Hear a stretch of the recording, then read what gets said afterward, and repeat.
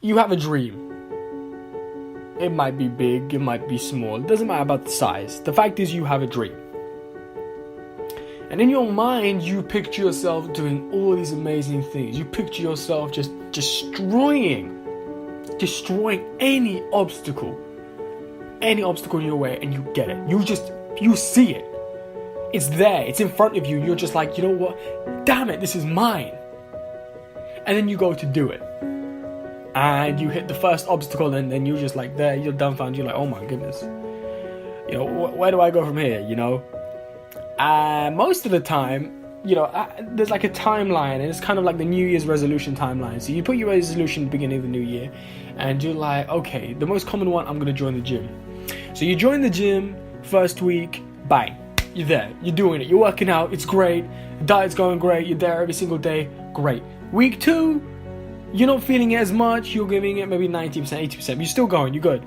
Week 3, you're finding excuses not to do it. By week 4, you've just given up completely. And that's for about, I would say 80% of people will be like that. But the fact is, the main way to get through an obstacle is to actually go into it head on, rather than go around it. But when you're going towards a goal, multiple obstacles will arise. So if you say an obstacle comes up and you try and take a left, you're like, okay, I'm gonna dodge this obstacle. And then another obstacle comes up, so you know what, I'm gonna dodge the obstacle here, I'm gonna go left. You can't keep going left and you can't keep going right, because eventually what will happen is you'll end up back at square one again. And instead of having one obstacle, you'll have every single one you try to avoid. It's so much better for you to just take it head on, regardless of whatever happens. Because there's a 50-50 chance you either destroy the crap out of that obstacle in front of you, or you fall. But here's the thing, you have to fall forwards. Always fall forwards. When you fail with progress. When you fail, make sure that you're adding something else. You're doing something more each time. So that way you keep building up till you reach a threshold where you can't fail anymore. To the point where you're fulfilling everything that obstacle needs in order to defeat it. It's the hard work. Literally, that's it. It's just hard work and commitment gets anything achieved. You want to be hanging around with people when you have some crazy idea, some crazy dream. You want to hang around people like that, and when you tell them, they're like, you know what? Damn, you should do it. I should do it with you. Not people who are like, oh, I want to achieve, being one of the best performers in my area. And they're like, you can't even get into a local production. People like that are just dangerous to you and to your goals. Here's the thing, you want to work, this is how you got to do it, right? There's a very beautiful proverb that I love because it says so much in such a short sentence. And that is, as you sow, so shall you reap. And it's perfect, and I'll tell you why it's perfect. It's perfect because what it says in essence is, the amount of work you put in is the amount of the rewards that you will receive. Maybe not all at once, but you will receive it in due course. So if you give 100% into your career in acting, your career in singing, in sport, in education, if you give it 100%, oh my goodness, you will get it all back. Not at once, but you will get it back eventually.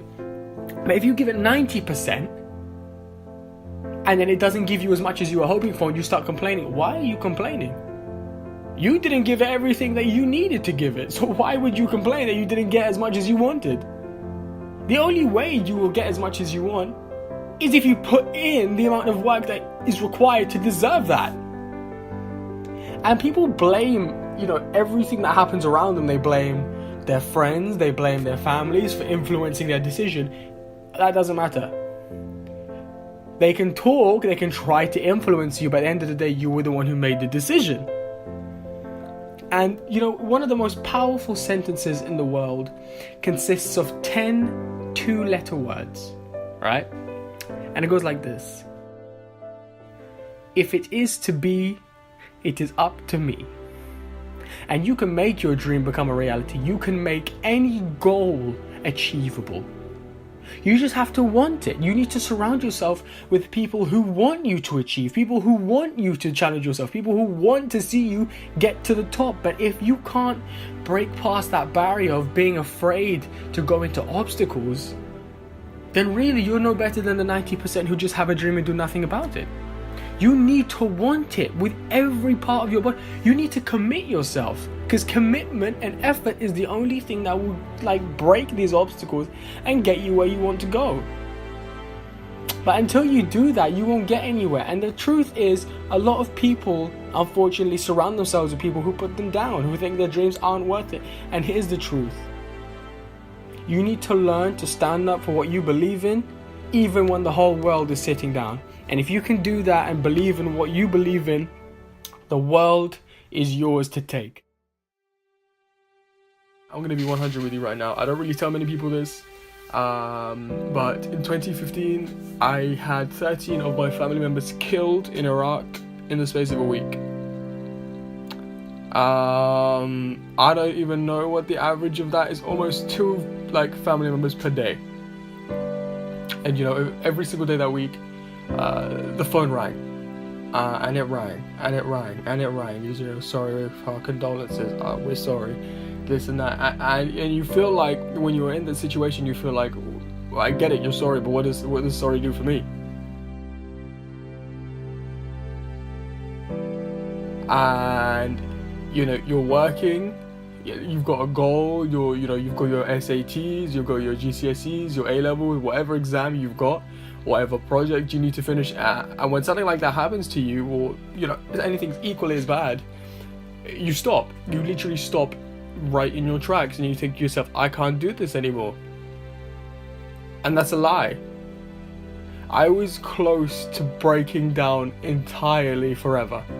But I remember specifically I had a dream one night, and I had a dream the week after all of that happened, and I saw them. I was walking through an area which looked like it was so recognizable to me, and it was my childhood, where I used to visit on holiday with my family, and all of them came out and they all stood in front of me in a line.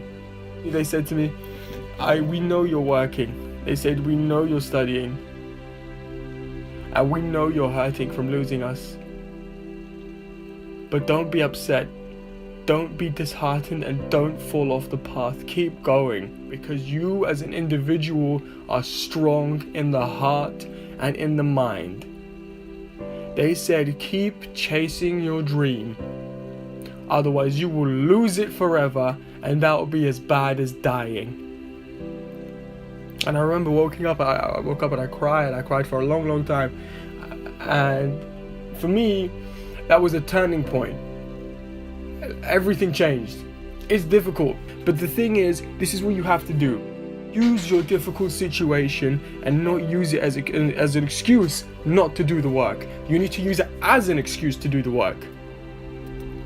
Oh, my partner broke up with me. Well, I'm going to go and show them exactly why they were going to regret breaking up with me. You're going to go and you're going to break out hours and hours and hours of work. I kicked off my basketball team, or I got kicked off my football team, or whatever, collegiate sport or athletic team you got kicked off. You're going to be like, you know what?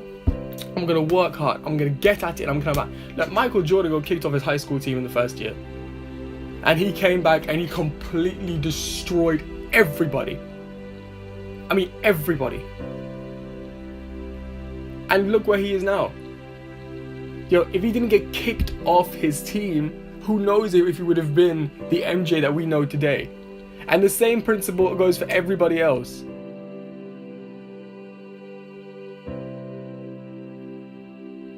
So for those of you going through a tough time, I know it's painful initially. I know that it's going to make you struggle. It's going to strain you mentally, and you're going to be running low on your resources. But I promise you, if you stick with it, if you stick to it, anything is possible. Don't quit, because then all that suffering you were going through would have been for nothing. Don't quit, because if you don't, then your dream is going to be gone forever. And to be honest, in my honest opinion, losing your dream is just as much as a part of you dying. Dreams are meant to be fulfilled, not to be broken, guys.